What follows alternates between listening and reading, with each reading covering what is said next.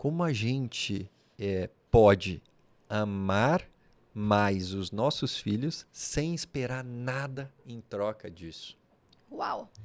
Vamos lá. Eu acho que essa pergunta é muito boa, porque eu falo que a gente não pode criar filhos para responder às nossas expectativas, né? Nosso filho, ele não está ali para responder às nossas demandas, às nossas necessidades. E o que acontece é que, geralmente, quando você tem um filho, a gente começa assim, quando você, né, enfim, a pessoa está gerando ali a criança, tem uma coisa, meu filho vai ser jogador de futebol, esse vai ser médico, esse vai ser... E o que é aquilo, né? Bem, a gente quer que o outro fique bem sempre, né? E por quê? Porque a gente não foi ensinado a lidar com aquelas emoções, com aqueles sentimentos que não são, talvez, os mais alegres e bonitos. E ninguém é assim. Ninguém fica bem 100% do tempo. E quando você... Tem uma coisa muito bonita, que assim, quando você demonstra tristeza, você demonstra vulnerabilidade para os seus filhos. Quando você demonstra... E veja, muita gente confunde vulnerabilidade com fraqueza. E vulnerabilidade é o contrário disso. Vulnerabilidade é tão bonito porque é na vulnerabilidade que você permite que a outra pessoa crie empatia por você. É quando você está vulnerável que alguém te diz: opa, eu tô aqui. Então, a gente demonstrar essa vulnerabilidade para os nossos filhos, a gente demonstrar que a gente não está bem, é super importante, porque você está ensinando algumas coisas para ele. Primeiro, você está dizendo: eu não estou bem. Porque a gente fala muito sobre criança e sobre adolescentes, e a gente tem um gap ali no meio do caminho, ali meio que dos 6, 7 anos de idade, até os 11, que não se fala quase sobre isso. Sim. Então, inclusive, em termos de literatura, hoje já tem mais coisa, mas assim, não, tem muito menos do que quando a gente está falando de outras fases. A questão é, que eu diria de novo, perguntar para ele como é que ele se sente, né? O que você está sentindo? Como é que você vê teu corpo diferente? Porque o que acontece nessa fase da puberdade? Eles não se veem mais nem como crianças, nem como adolescentes. Estão no limbo ali. Estão no limbo, e aí esse limbo é muito difícil. E é uma das idades que eu mais tenho demanda no consultório.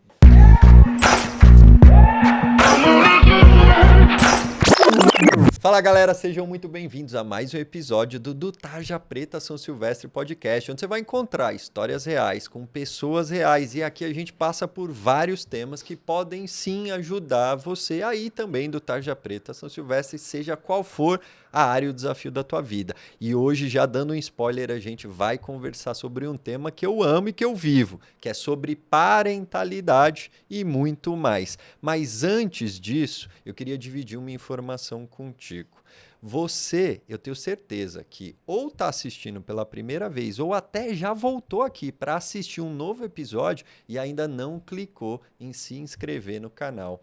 E de forma muito transparente contigo, isso que ajuda a gente a levar essa mensagem mais à frente. Então, por favor, antes da gente continuar, mesmo se seja a primeira participação ou você está voltando aqui, clica aí em se inscrever e, se tiver pelo Spotify, em seguir também o podcast. Agora vamos para o meu roteiro, que eu vou apresentar a minha convidada.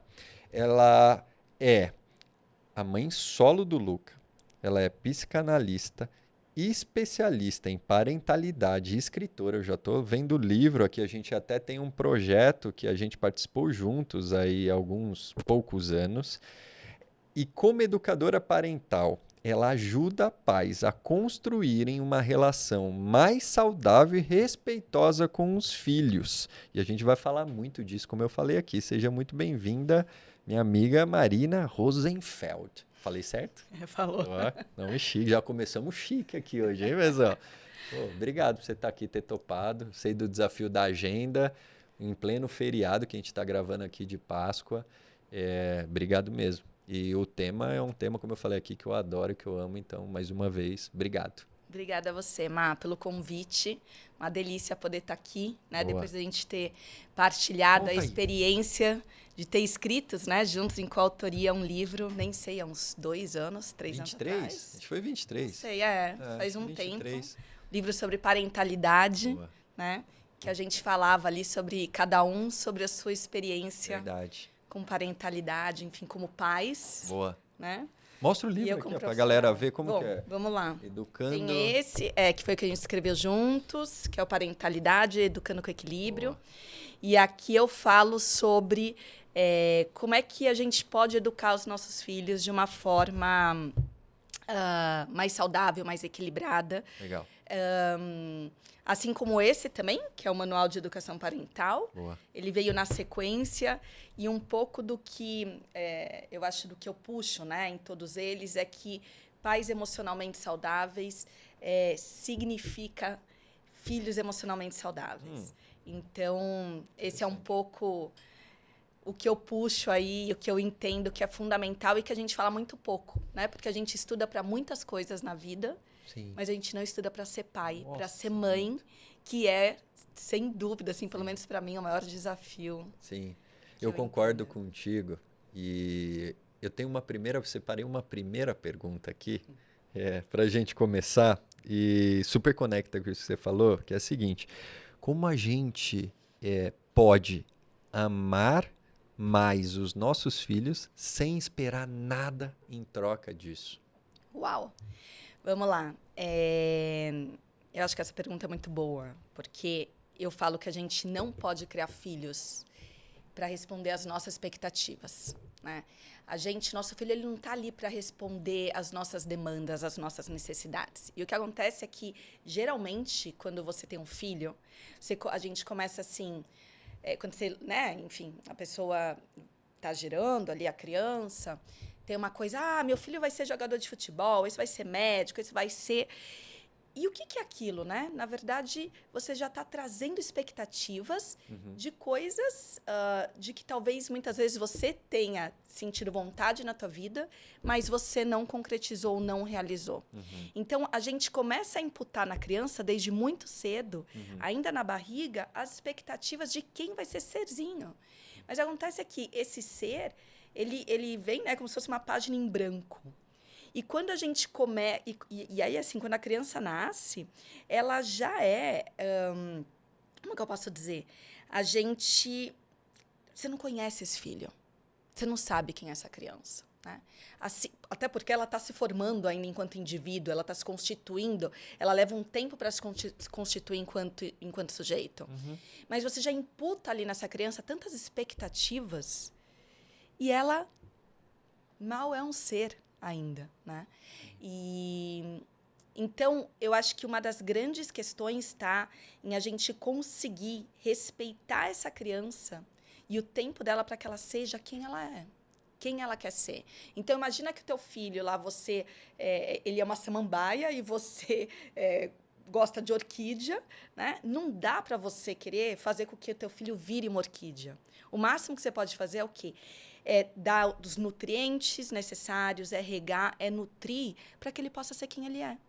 Então, muitas das questões que a gente tem e que as crianças, inclusive, carregam no seu próprio desenvolvimento, vem dessa expectativa colocada pelos pais.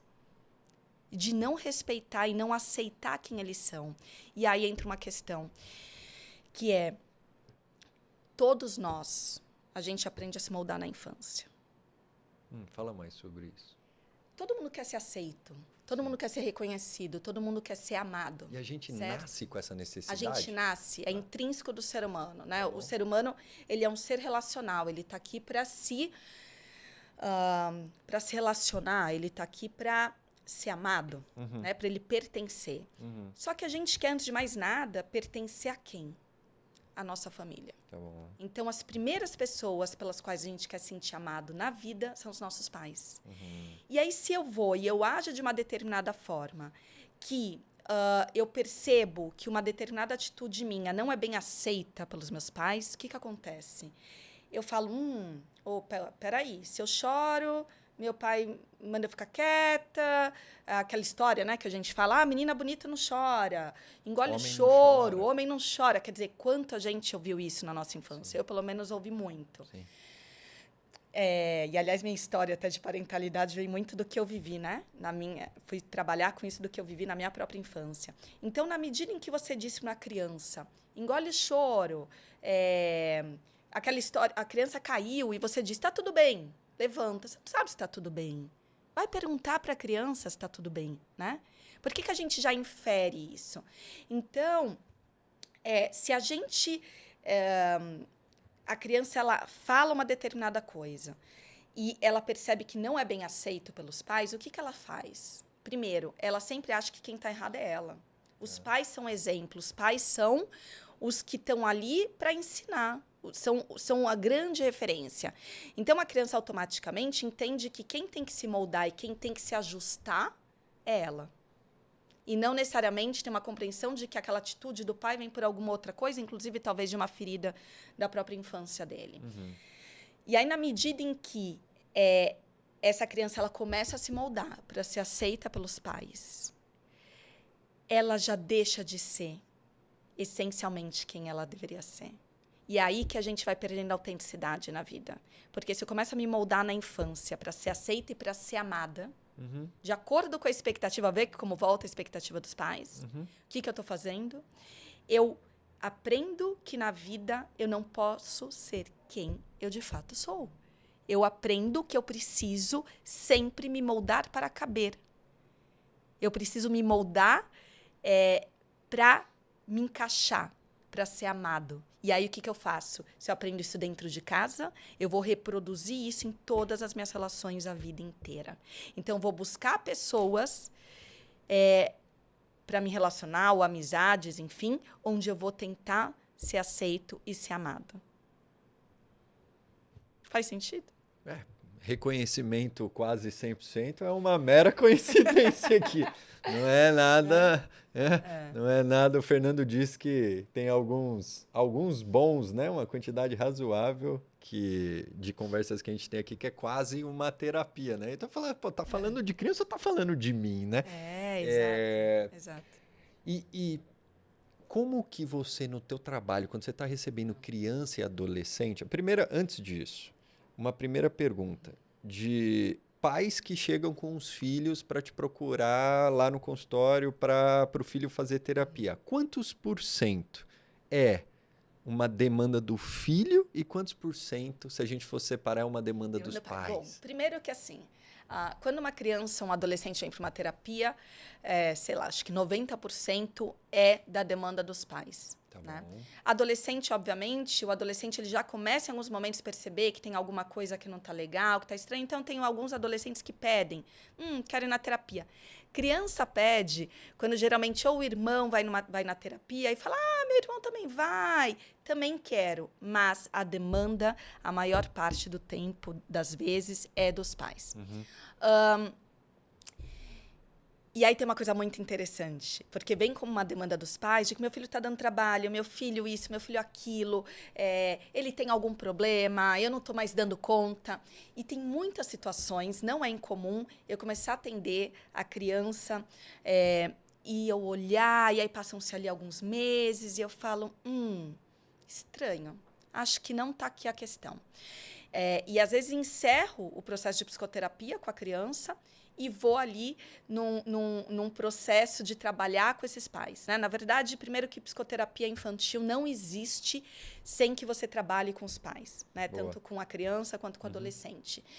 Mas aquela demanda que muitas vezes vem enquanto meu filho precisa, muitas vezes é a família que precisa. Porque boa parte das questões que acontecem com as crianças, na verdade, é dos próprios pais. Então, quando a gente trabalha com a família, quando a gente faz ajustes ali dentro da família, quando a gente traz para um nível de consciência dores, muitas vezes, destes pais, da criança, né, de uma criança ferida, de uma dor que esses pais têm, eu automaticamente... É muito imediato, assim, é quase... Quer dizer... Na psicoterapia, a gente nunca diz que nada é automático, nada é imediato, mas é muito... você percebe muito rapidamente o quanto, com uma mudança de postura dos pais, aquilo reflete quase que automaticamente ali nas crianças, então, e no adolescente, né? E como a gente trouxe bastante a questão desse reflexo e tal, e como que, por exemplo, nesse teu trabalho com os pais, como que você traz isso para a superfície? Porque eu arriscaria dizer que deveria ter uma regra informal, pelo menos, no sentido de, pô, eu só vou pôr meu filho na terapia se eu já passei por algum processo de terapia. Sei lá, pelo menos para abrir, né? Abrir o pensamento e tal. Mas não vamos por esse lado. Como que a primeira coisa, assim, para você acessar, que você pode falar que quem está assistindo fala, pô, pode trazer para a superfície essa questão de eu olhar para mim, pode refletir no meu filho, ou o que está acontecendo aqui pode ser reflexo, sei lá, da minha criança interna ferida, alguma coisa do tipo. Bom, é isso, né? Todo mundo deveria passar por terapia pelo menos alguma vez na vida. Aliás, muitos pais me perguntam, nossa, mas será que não é muito cedo para colocar meu filho numa terapia? E eu costumo dizer, absolutamente não. Se todos nós tivéssemos consciência desde muito cedo, boa parte dos problemas que a gente tem na vida adulta a gente não teria. Primeiro que é interessante, porque quando um pai percebe que a criança ou adolescente precisa, e aí tem dois tipos de pais, né? Tem os pais que estão ali sempre, não, eu quero fazer de tudo e quero fazer o melhor, e que aí já tem um pouco mais de consciência, talvez não sobre a sua história e sobre as suas dores, mas talvez sobre, tive uma infância assim e entendo que eu gostaria que fosse diferente com meus filhos. Tá bom. Então, tem muitos pais que falam, eu vim de uma infância, por exemplo, muito autoritária. Tá bom. Então, sempre pensei que quando eu tiver meus filhos, eu gostaria de fazer de uma forma completamente diferente. O que também tem que tomar muito cuidado, porque é comum que pais muito autoritários, né, ou que tenham tido uma educação muito autoritária por parte dos pais, quando tem filhos, tem uma tendência a ir para a permissividade, o que também é um problema. Os dois extremos são muito ruins.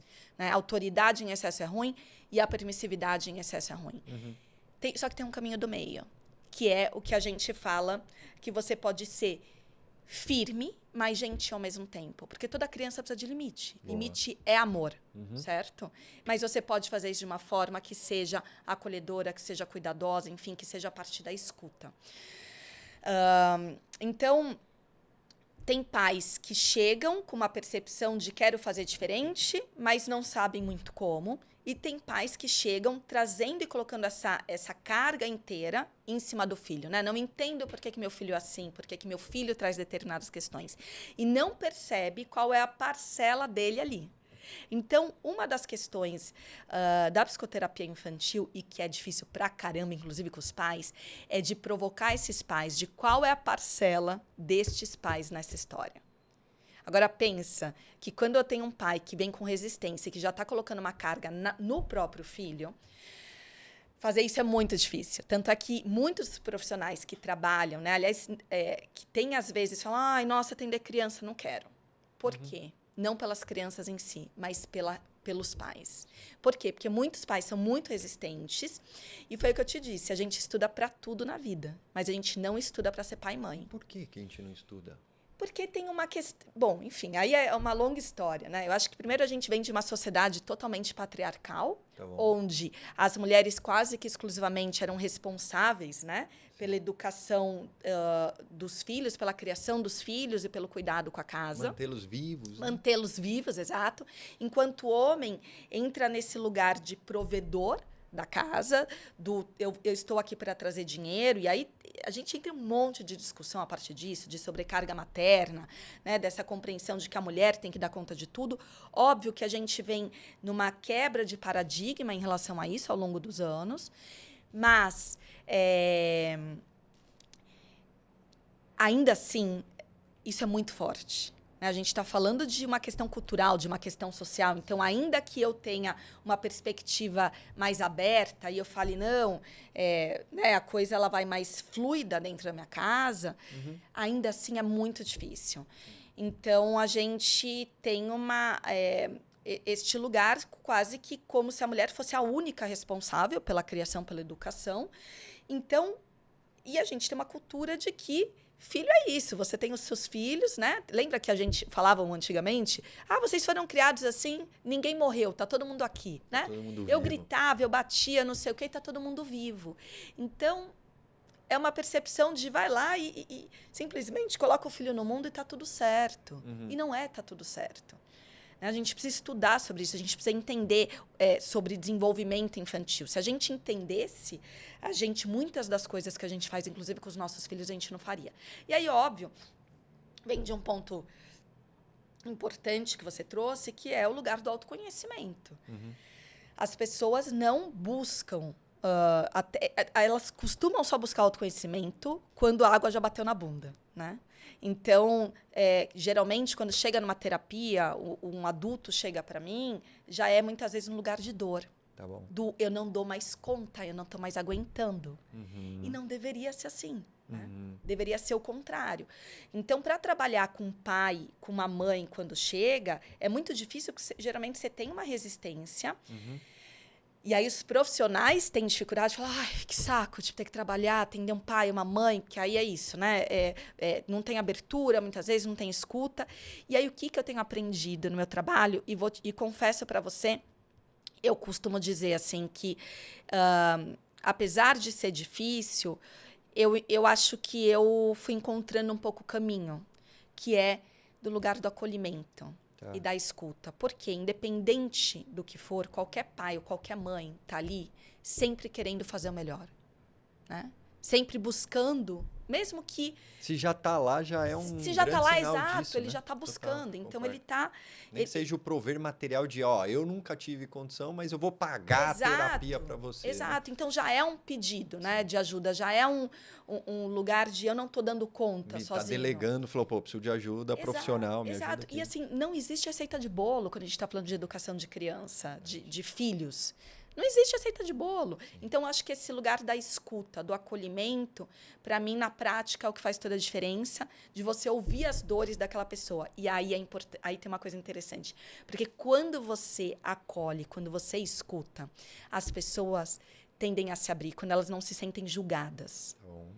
Né? E aí a gente está falando de um lugar de não julgamento. Porque o que muitos pais sofrem hoje também é uma sobrecarga em formas diversas de educar, trocentas mil coisas que você tem para fazer, que você tem que fazer com o filho. Então, é nutricionista, é alimentação, enfim, tem que agir assim, tem que agir assado. Ninguém dá conta. Então, quando você tira esse monte de... Né, essas capas todas, essas camadas, e você vai para um lugar de não julgamento, geralmente as pessoas se desarmam.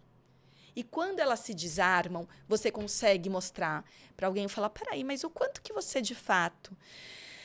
você percebe que talvez isso que você está trazendo como dor do teu filho, ou uma questão do teu filho, na verdade é uma dor que é sua, né? É uma dor ou uma ferida que é sua e que você não conseguiu enxergar. E aí as pessoas falam, uau. Então, eu acho que esse é um ponto de virada bem importante quando a gente está falando... De consciência, né? De consciência com os vou pais. Ter que olhar para isso. E aí, a próxima pergunta é, você tem algum profissional para me indicar, né? Porque, teoricamente, eu acho que tem uma máxima na profissão que não pode atender filho. Não é uma boa prática atender pai e filho, enfim. Não que seja de tabela, né? Sim. Mas aí eu arrisco dizer que vem essa pergunta. Mas eu queria... Até para me colocando nesse universo, e eu vivo isso há um ano mais ou menos, o Joaquim, a gente estava jantando, eu, Joaquim e Samuel, o Joaquim virou para mim e falou assim, papai, eu acho que eu estou querendo voltar para terapia. Acho que eu preciso voltar para terapia. E ali de 4 para 5... Eles estavam na terapia por conta do divórcio e tudo mais, para a gente tentar prover o máximo que desse do que a gente não teve. Principalmente eu que passei por vivi um divórcio dos meus pais e tal. E falei, no mínimo ali ajuda profissional a gente vai prover.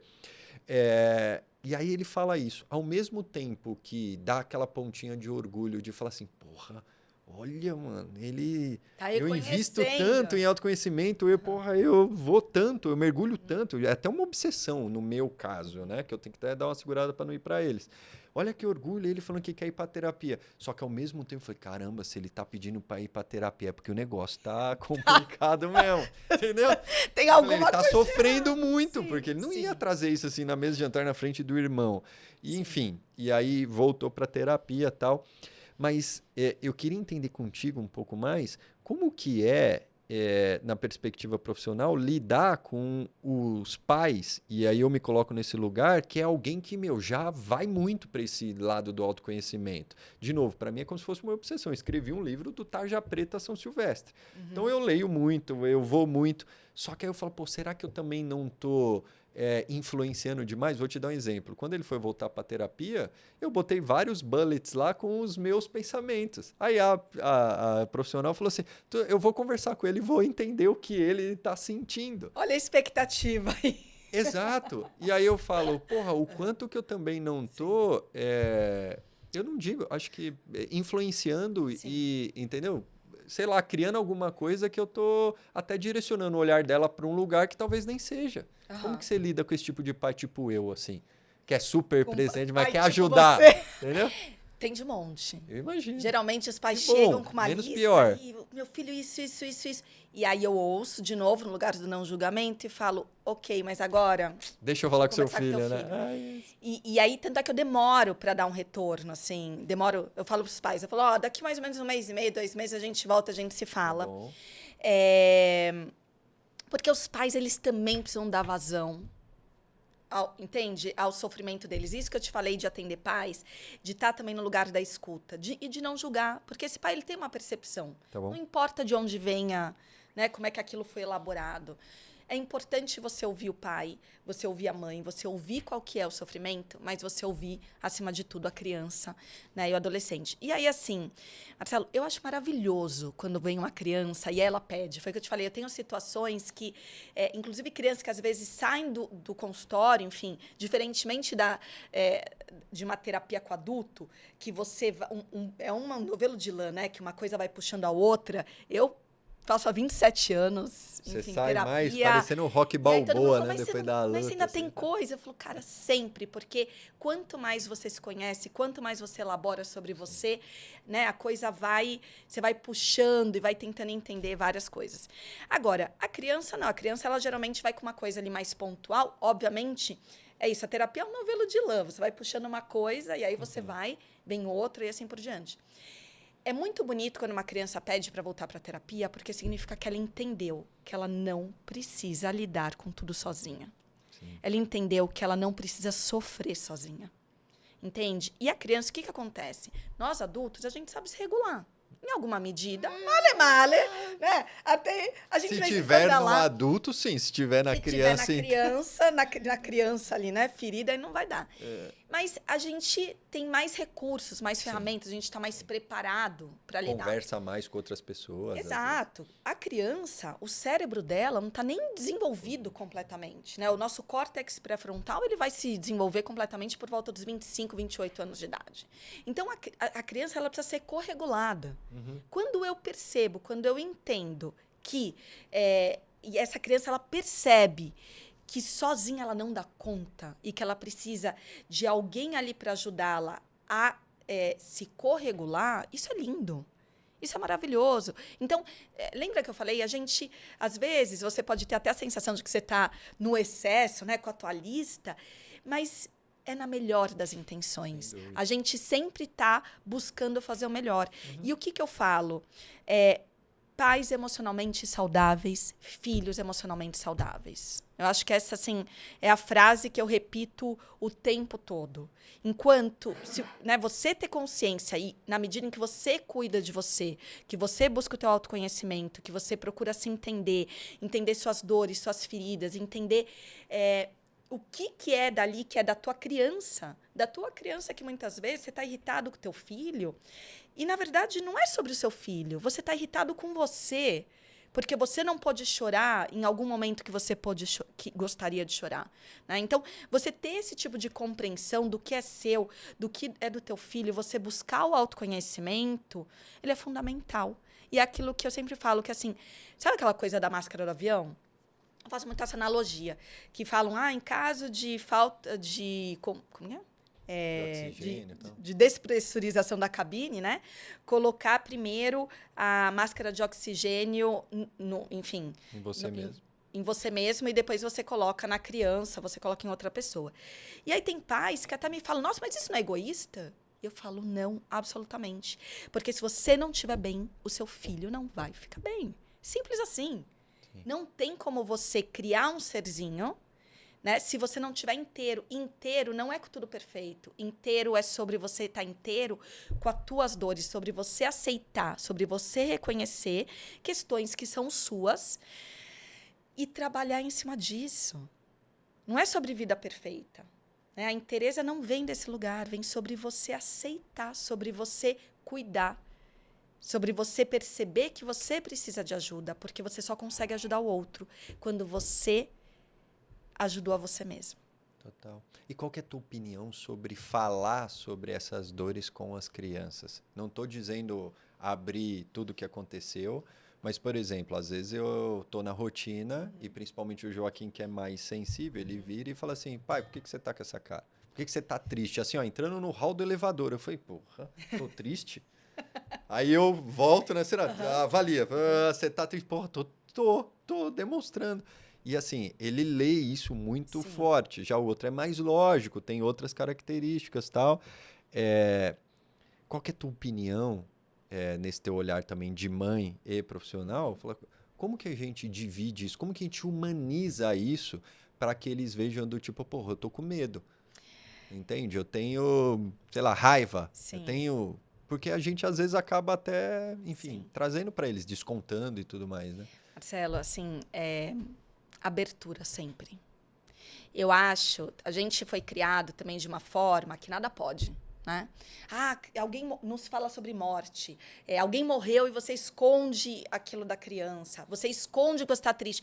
Ai, pai, você está triste. Não, tá tudo ótimo. Não é assim. A gente foi ensinado que a gente não pode sentir raiva. A gente foi ensinado que a gente não pode estar triste. Tanto é que quando você está triste, quando você tem raiva, se você olhar, a primeira coisa que as pessoas falam assim, calma, vai passar, porque a gente tem uma necessidade de fazer com que o outro fique bem. A gente quer que o outro fique bem sempre. Né?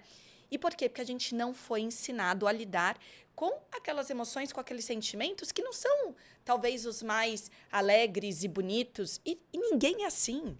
Ninguém fica bem 100% do tempo. E quando você... Tem uma coisa muito bonita, que assim, quando você demonstra tristeza, você demonstra vulnerabilidade para os seus filhos. Quando você demonstra... E veja, muita gente confunde vulnerabilidade com fraqueza. E vulnerabilidade é o contrário disso. Vulnerabilidade é tão bonito porque é na vulnerabilidade que você permite que a outra pessoa crie empatia por você. É quando você está vulnerável que alguém te diz, opa, eu tô aqui. Então, a gente demonstrar essa vulnerabilidade para os nossos filhos, a gente demonstrar que a gente não está bem, é super importante, porque você está ensinando algumas coisas para ele. Primeiro, você está dizendo... eu não tô bem. E você tá mostrando para ele o seguinte, tá vendo? Assim como você também não fica bem, em muitos momentos, filho, você tá irritado, você tá triste, você tá chateado, eu também posso ficar. Então você tá dizendo para ele o contrário do que a gente aprendeu. Você tá dizendo, você pode sentir. Você pode ser quem você é. Lembra que a gente começou falando sobre nós sermos...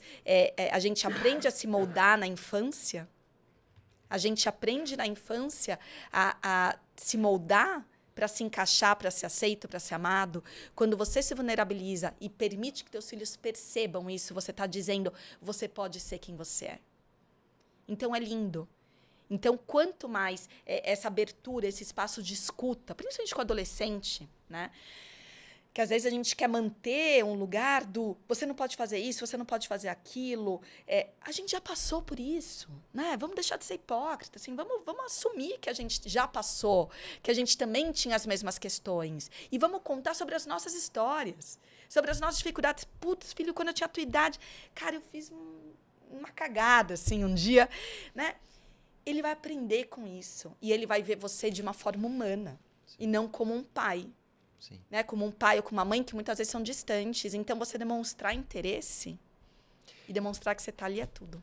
Me vem agora uma memória da adolescência que até conecta... E essa história está no capítulo do livro que a gente escreveu juntos. E o título desse capítulo que eu escrevi é Educando através do exemplo, um convite ao uso de drogas. E aí o que você está falando da gente contar a história, vulnerabilizar, contar as nossas memórias e tal, Era uma noite, a gente dormia no mesmo quarto, minha mãe e eu, depois do divórcio, tá? Eu devia ter uns 15 para 16, ela na cama de baixo no beliche, eu na cama de cima, e às vezes à noite a gente conversava ali. Aí ela virou para mim e soltou uma pergunta, tipo pergunta inicial de podcast. Filho, se algum dia você sentir vontade de usar a droga, você me chama? Eu tinha 15 para 16, já tomei um susto, falei, mas tá louco? Pô, tá viajando, né, mano? Vamos, não sei o que, essa hora, tal, não. Pô, para com isso. Aí ela falou, eu tô falando sério. Se você um dia sentir vontade de usar droga, você me chama.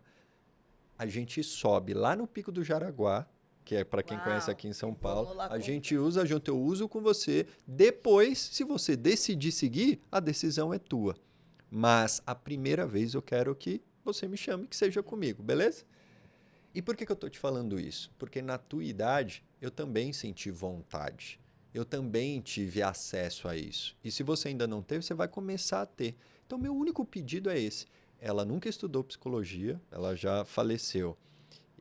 Eu acredito que a infância dela tenha sido muito difícil, autoritária, de faltar comida, de pedir pão na padaria, falando que era pro cachorro, mas era para ela e para os irmãos e tudo mais. Então foi uma situação de vir do interior de Minas para São Paulo muito mais difícil. Pai alcoólatra, enfim. Mas ali ela criou um vínculo que isso impactou minha vida da adolescência e adulta de uma forma que eu falei, pô, se eu for usar droga, eu vou ter que chamar minha mãe. Sim. E aí? Mas você vê que lindo, é sobre vínculo. Mas ela trouxe, entende? Tipo, ó, eu também senti Exato. vontade, você também vai sentir. É sobre Vamos junto. Olha que bonito, assim, é sobre uma leitura de quem você é. Né? E esse vínculo é o que...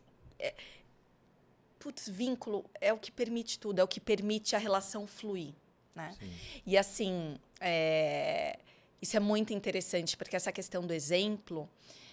primeiro é isso, a gente reproduz aquilo que a gente conhece.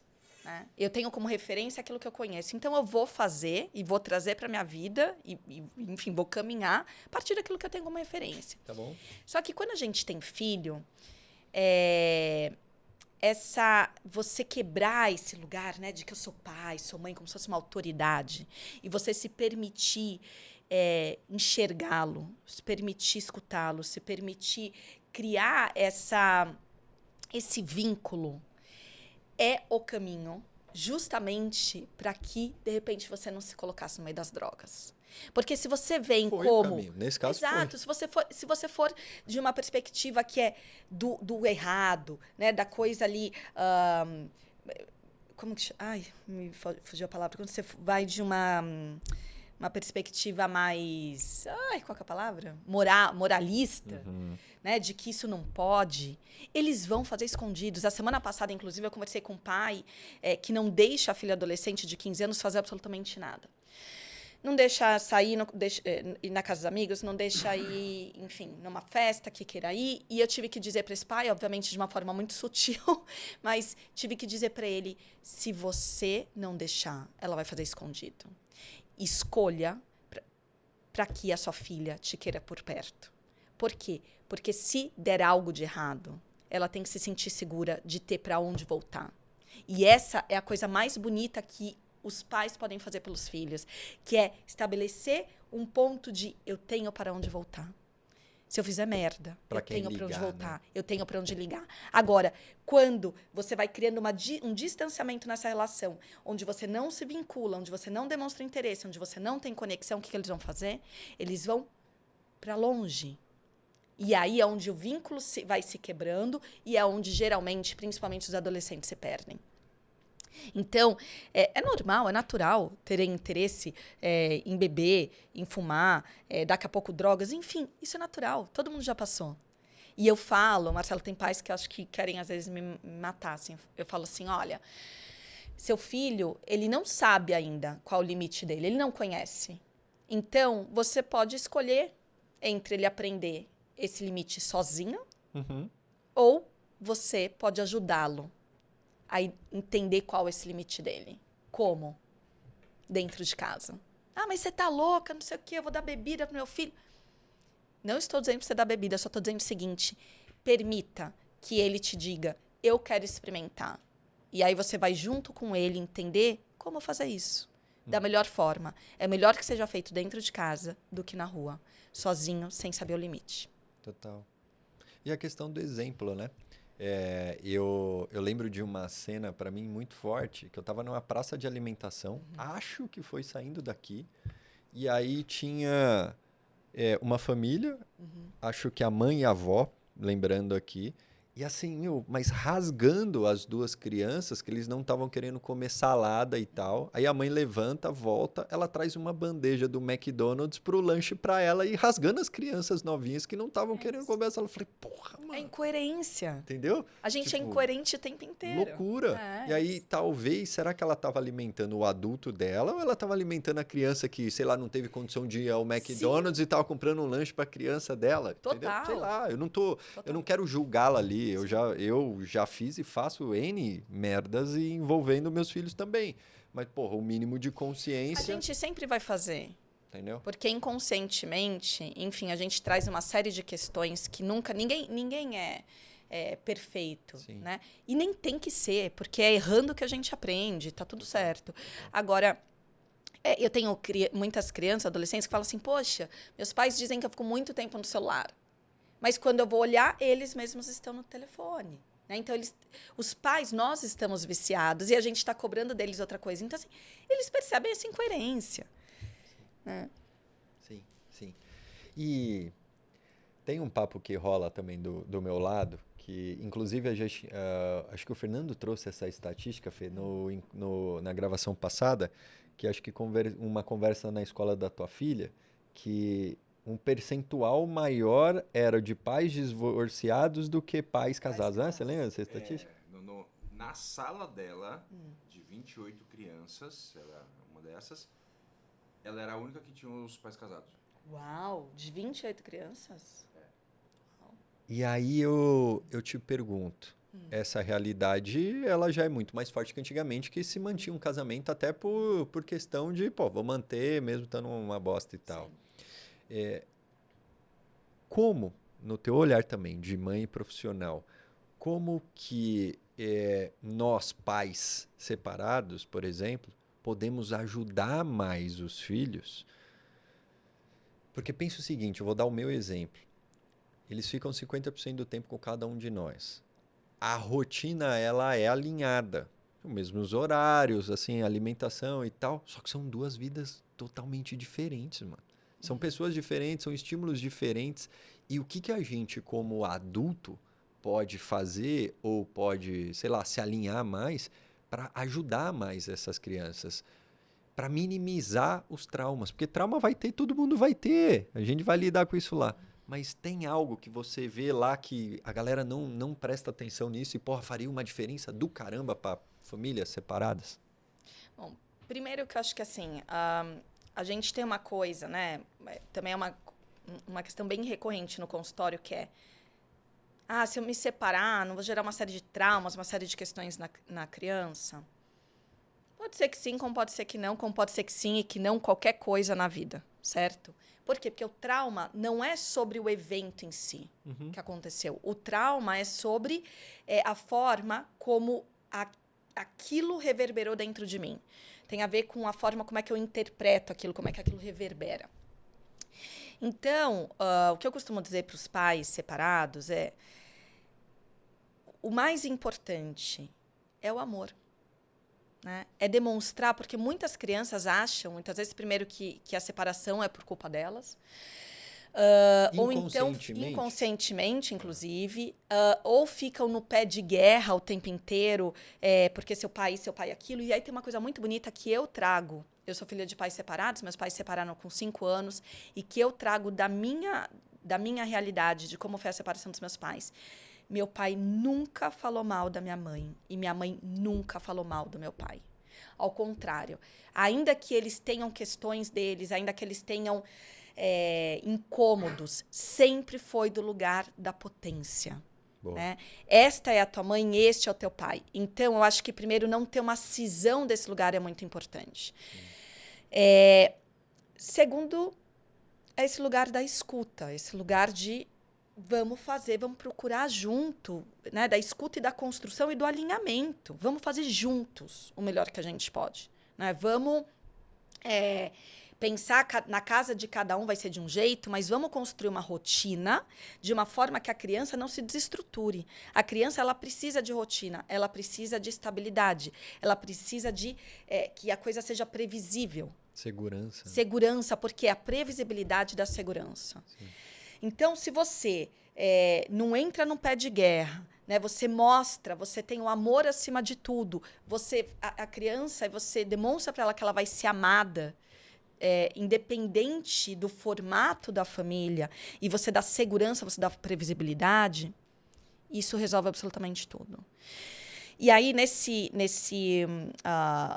história, né, da previsibilidade, tem aquela história de que a Lia Luft falava que a infância é o chão que você pisa a vida inteira. O que é isso? Esse chão precisa estar firme. Não pode ser um chão arenoso, né, onde eu cada hora piso de uma forma. E os pais têm um papel fundamental nisso. Casados, separados, não importa. Esse chão precisa ser firme. Você precisa trazer segurança. Você precisa mostrar que aquele ambiente, que a família é um lugar seguro, onde, inclusive, a criança pode voltar, a criança, adolescente, adulto, pode voltar, quando tiver qualquer questão na vida. E aí tem uma tríade que é importante, que é a minha autoestima, o meu senso de confiança e o meu senso de segurança, eles são construídos, eles são estabelecidos neste momento inicial da primeira infância. Então, se eu tenho isso muito bem consolidado, a possibilidade de você ter ali, de desenvolver uma criança, um adolescente que seja emocionalmente saudável, que seja confiante, que seja seguro para a vida, é aí que mora, eu acho que a chave do negócio. Né? E por isso a importância de você fazer uma terapia, enfim, você ter consciência de tudo isso desde pequeno. E como desenvolver... Vamos pensar que a pessoa ouviu essa conversa e falou, pô, agora eu tô pensando diferente e eu quero desenvolver mais autoconfiança no meu filho, porque ele tá saindo, ele tá na puberdade, ele vai pra adolescência e, pô, eu não fiz isso até os 10 anos de idade, o que eu faço agora? O que você poderia dar de falar, começa por aqui, assim, tem um lugar para começar ou... Uau! 10 anos de idade, fala, cara, eu não fui consciente até agora, foi no automático. Ouvi essa conversa, faz total sentido e agora, porra, eu preciso ajudar a desenvolver minha autoconfiança dos meus filhos. O que eu faço? Por onde eu começo? Eu acho que buscando o seu próprio autoconhecimento. Né? Porque é menos sobre os filhos e mais sobre você.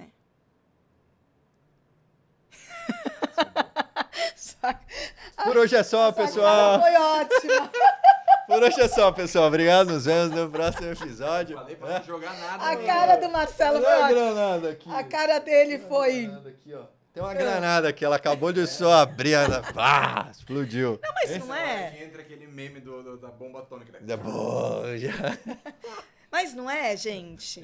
Só falar. Isso, a gente olha sempre pro outro, a gente busca a resposta sempre no outro lugar e tá tudo aqui. Verdade. As respostas estão aqui dentro da gente. Faz o básico, né? Exato, e a gente fica buscando receita de bolo e a gente fica... É isso, é o filho, é não sei o quê. Não, cara, olha, para, se ouve. Sim. Se enxerga um pouco mais. Sim. Depois dessa, estou voltando, a alma está voltando pro corpo. Um livro. Se alguém quisesse começar, pudesse começar com um livro, que livro você indicaria? Mas vou perguntar diferente. Você está perguntando isso para uma pessoa que tem a memória péssima e está na perimenopausa. Tem um em cima da mesa aí, vai. Boa. Eu vou te dar uma dica, boa. então fala desse para os vamos filhos falar. e esse aqui para o pai, entendeu? Gente, temos um maravilhoso. Vou te Olha ajudar. só, obrigada pela ajuda. Faz o merchan já. Do Tarja Preta, a São Silvestre, Boa. certo? Do querido Marcelo. Ele... Como é que é? Essa aqui, ó. Pra essa câmera. Já nem sei mais pra onde eu tenho que olhar. Tá tranquilo. Você Quer que eu comece de novo? Não, vai embora. Então tá bom.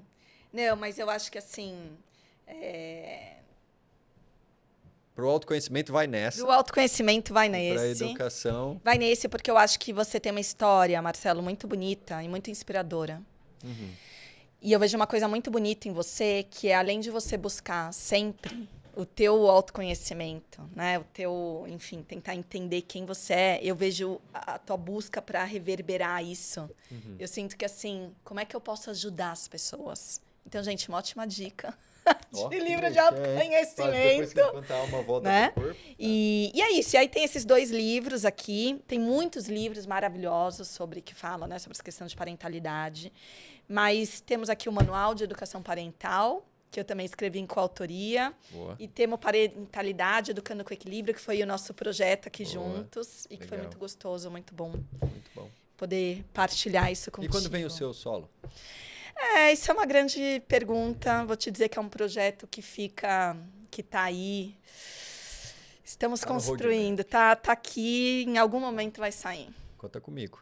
Muito bom. Conta comigo. Muito bom. Eu ficaria aqui aprendendo, como eu te falei nos bastidores, por muito tempo, fazendo um monte de pergunta aqui, como, por exemplo, uma das perguntas seriam, e aí depois você pode até me mandar um áudio de uns 9 minutos Meu sobre Deus do isso. céu. Como conversar com crianças na puberdade, principalmente meninos, sobre lidar com o corpo, porque a gente não cresce com isso. E sim, pode buscar nos livros, pode buscar no YouTube, pode falar com a psicóloga, mas esse momento chega para todo mundo, né? E é um momento que, uma vez ali conversado, não dá para você voltar, vou apagar a conversa e converso de novo, entendeu? Tipo, não, apaga lá, né? Apaga lá e faz de novo. Tipo, igual aqui, né, Fernando? Apaga, não. Dá uma Aqui a gente não editada. faz. Sim. Não dá para editar. Sim.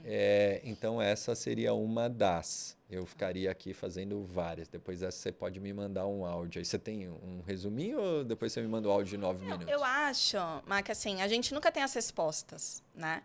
Eu acho que a primeira coisa que, vamos supor, quando a gente está falando de uma fase de puberdade, é uma fase, de alguma maneira, que fala-se pouco ainda. Porque a gente fala muito sobre criança e sobre adolescentes, e a gente tem um gap ali No meio. meio do caminho, ali meio que dos 6, 7 anos de idade, até os 11, que não se fala quase sobre isso. Sim. Então, inclusive, em termos de literatura, hoje já tem mais coisa, mas assim, não, tem muito menos do que quando a gente está falando de outras fases.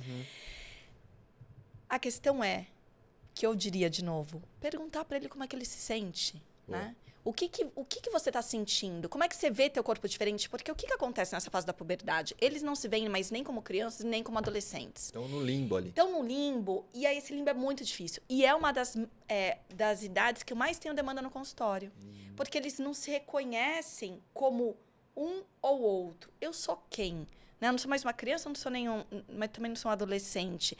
E aí isso vem as questões do corpo, vem as questões emocionais, vem N coisas ali envolvidas que você perguntar para eles como é que eles se ouvem é fundamental. E aí ajuda pra caramba nesse momento, inclusive às vezes é isso no médico, no endócrino, né? Para ver as questões ali mais fisiológicas, mais biológicas, para eles entenderem, para explicarem, né, como é que funciona, o que está acontecendo com o teu corpo. Porque eles se sentem estranhos. A questão, eles sentem que eles não se encaixam em nenhum. E você acha que, como a gente falou aqui também é um momento de conexão, de falar como foi com a gente para criar conexão? Sempre. Para, tipo, desmistificar essas coisas, sempre, entendeu? Tipo, sempre. Porque eu percebi isso no último fim de semana, conectou absurdamente, assim, eu contando, sei lá, de algumas coisas imaginárias, assim, até de Páscoa. Os meus ainda estão novos, mas já está começando a vir tema. A gente estava pulando corda e não podia falar a palavra lá do namoro. Aí eu meio que comecei a contar uma história. Falou, época de Páscoa, tinha uma namoradinha na escola, um pouquinho mais velho que vocês, que eu e um amigo uma vez estava conversando que a gente ia dar um ovo de Páscoa para elas, só que elas não sabiam que a gente namorava com elas. A gente nem sabia o que era namoro. E aí eu comecei a contar e eles davam risada. Mas como assim, meu pai? Tipo, tinha uma namorada imaginária. Eu falei, mas eu não sabia o que era namorar e tal. Aí eles... Pô, será que eu... Aí eu vi nas carinhas deles, será que eu sei o que é, né? Tipo, porque eles estão criando isso. Aí você percebe, na hora que você faz isso, você vincula. Pô, foi um vínculo, essa é a resposta. Eles agradeceram na hora de dormir. Exato. A gratidão de hoje também, várias coisas, e uma delas é a conversa que a gente teve e tal. É menos sobre respostas prontas, Boa. menos sobre receitas, menos sobre segue isso aqui que isso aqui dá certo, e mais sobre você estar presente. A presença na rotina, né? é tudo. Né? Na hora que você está presente, que você escuta, que você ouve sem julgamento, você se conecta, que você demonstra interesse. Então, assim, para mim, todos esses anos trabalhando, enfim, com parentalidade, com criança, com adolescência, é isso que eu tenho aprendido. Só esteja lá. Faz o básico, né? Faz o O básico. básico bem feito. Muito bom, É? muito bom. Aprendi pra caramba, hein? Meu Deus do céu. Esse eu vou ter que Costa reassistir. roxa, tô vendo daqui, ó. Depois daquela granada que ela soltou aqui, foi boa. Mas serviu. Ela Já tem serve uma sempre. granada que Já apareceu. tem uma granada. Vou começar a deixar ela aqui na mesa, né? Falar, pessoal, quando você for falar aquilo lá, você solta. Muito bom. Se você pudesse deixar uma frase final. Outra? É, Uau. ou uma pergunta, vai, vamos mudar. Porque quem Uma tá frase sempre final. desse teu lado profissional, eu acredito que as perguntas têm um poder de transformar assim, absurdamente. Eu não vou pedir frase, então vou pedir uma pergunta. Se você pudesse deixar uma única pergunta aqui para os pais se fazerem em relação em relação à parentalidade e educação dos filhos, que pergunta você deixaria na mesa? Uau. Eles irem embora. Dá tempo pra pensar? Dá tempo? Enquanto isso, vai falando aí como que a galera te encontra, rede social, Bom, consultório. me encontra. Tem meu Instagram, que é a Marina Boa. Rosenfeld. Não, vamos escrever, Ponto Fê, PC. porque senão é muito chique para soletrar. Que ótimo. Então, esse é um caminho. Tem meu site, que é o www.marinarosenfeld.com.br. Marcelo, olha, eu vou te dizer, ele é bom nisso aqui, né? E não é uma vingança, Ele juro é por bom, Deus. ele é bom e, eu quero tipo- sair com uma pergunta para eu responder, pô. Peraí. Tá, pode ir? Vamos Na lá. hora que você quiser. Eu acho que a pergunta é: o quanto eu tô ali de fato? O quanto eu tô ali inteiro de fato? Né? O quanto eu tô presente para os meus filhos? Mas não é só para os meus filhos, é o quanto eu tô presente para mim. Porque se eu me pergunto o quanto eu tô presente para mim, provavelmente eu vou estar presente para os meus filhos. Não tem como serem coisas separadas, entende? Então, eu acho que é mais sobre presença, sobre eu, sobre a minha inteireza. E, de novo, inteireza não é sobre ser perfeito, não é sobre não ter problemas. Não é nada disso. Inteireza é sobre você assumir para você e lidar com aquilo que você tiver que lidar. Com as tuas dores, com as tuas alegrias, enfim. Com tudo que você tem. Muito bom, muito bom. Obrigado. Obrigada a Obrigado por você estar aqui. pelo Curtiu? convite. Adorei. Boa. Muito bom. Vê que eu falo bastante, né? Poderia ficar aqui. Vamos pôr para voltar, vamos pôr para voltar. Obrigada. Foi maravilhoso, Obrigada tá mesmo. uma lista. É mesmo? E tem até plateia hoje. Nós não vamos mostrar a plateia para a plateia não Sério? ficar. A Clarissa foi promovida somente nesse fim de semana, a head do relacionamento e conteúdo. Ela tá em teste aí com o Double Hat, tá? Sério? Não, gente. Muito bom, muito bom. Pessoal, obrigado por acompanhar até aqui. De novo, compartilha esse episódio para quem pode precisar. Manda lá no grupo da família, isso tem tudo a ver para mandar lá no grupo da família. E eu te encontro no próximo episódio. Valeu, obrigado. Tchau. E aí? Marcelo tá maior. Ele tá maior locutor aqui. Você achou?